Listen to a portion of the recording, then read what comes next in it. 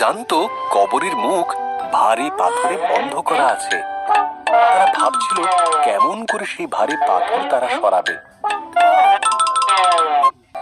দেখা গেল পাথরটা কবরের মুখ থেকে আগেই সরে গেছে।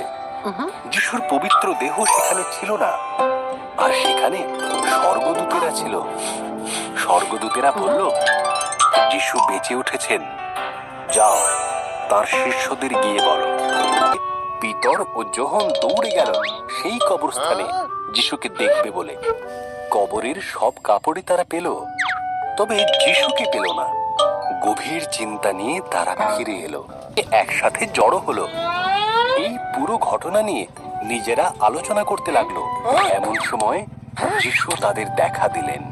শিষ্যরা ভীষণ ভয় পেয়ে গেল, কারণ তারা তাকে ভূত মনে করেছিল।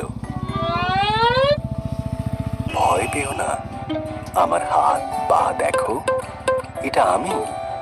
আমাকে তোমরা স্পর্শ করো। কোনো ভূতকে কি স্পর্শ করা যায়? ভূতকে কখনো খেতে দেখেছো? আমার কিন্তু খুব খিদে পেয়েছে। দিন শিষ্যদের সাথে বসে কিছুটা মাছ খেলেন, তারপর তাদের শিক্ষা দিলেন। তিনি বললেন, পবিত্র শাস্ত্র পরিষ্কারভাবে বলে, মসীহ অনেক কষ্ট ভোগ করবেন, মারা যাবেন, এবং এরপর তিনি মৃতদের মধ্য থেকে জীবিত হয়ে উঠবেন। তা বিশ্ববাসীকে জানাও, সব মানুষ জানুক, ঈশ্বরের প্রতি অবিচল বিশ্বাস ও প্রেম থাকলে তিনি সকল পাপ মার্জনা করেন।